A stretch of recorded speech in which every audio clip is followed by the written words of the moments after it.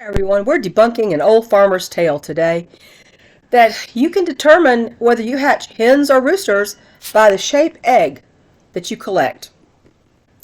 Yeah, according to someone I saw on YouTube this morning, apparently the old farmer's tale is alive and well.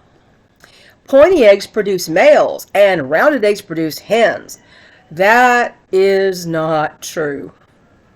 You see this hen in this picture? This hen is my first barred rock hen from Ideal Hatchery in Texas, Lexi. Lexi's eggs were so round and oval, smooth rounded on both ends, that before I could set them in the incubator, I had to find what was supposed to be the so-called pointy side by candling to see where the air cell was. I could not tell by looking at that egg which way to turn it. Now, did Lexi always produce hens?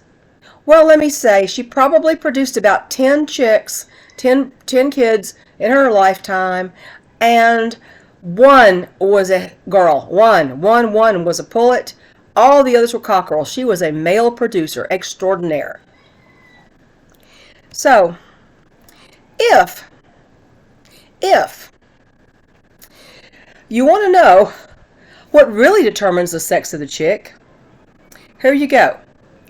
The sex of the chick is determined by the hen from a few days of incubation, which is opposite to mammals where the male determines the sex of the offspring.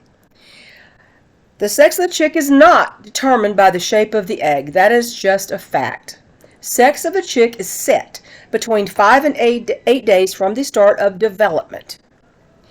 Females can hatch from pointy eggs, and cockerels very often hatch from rounded eggs, like Lexi's.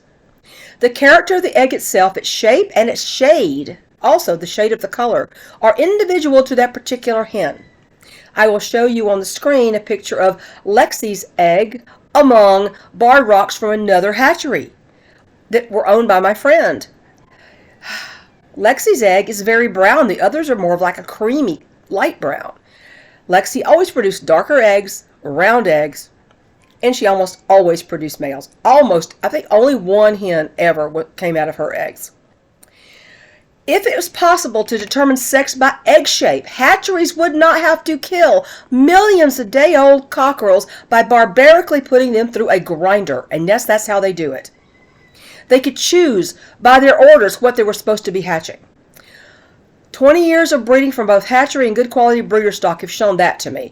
One hen in particular was Lexi, that I recall produced those perfectly rounded eggs that you had to candle from the air cell to find the so-called pointy end. The egg shape to sex correlation is an old farmer's tale. There are many of those, including how to sex chicks after the hatch as well. And guess what, people? You will get the same results just by flipping a quarter. People are not doing scientific studies in the first place. They're saying, oh, most of these eggs are round and I got a lot of hens out of this hatch. Did they hatch 100 eggs? 50 pointed and 50 round? Did they do a scientific experiment? No, they didn't. Here's the science behind what determines the sex. It's chromosomes. In chickens and other avians, the sex chromosomes are designated as Z and W. Unlike humans, which are X and Y, Z and W.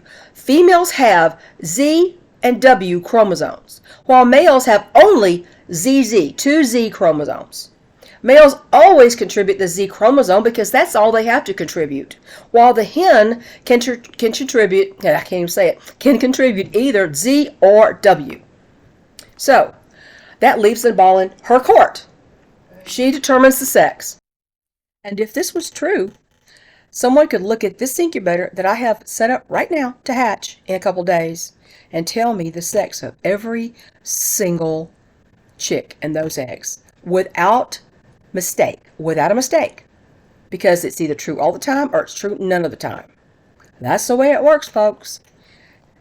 It doesn't. It's chromosomes. And the hen determines the sex of the chick. End of discussion. That's all there is to it. And I hope you can tell somebody else this one day to kind of counteract the misinformation that is floating around on YouTube like the plague, honestly. So thanks, and have a great day, everybody. Goodbye.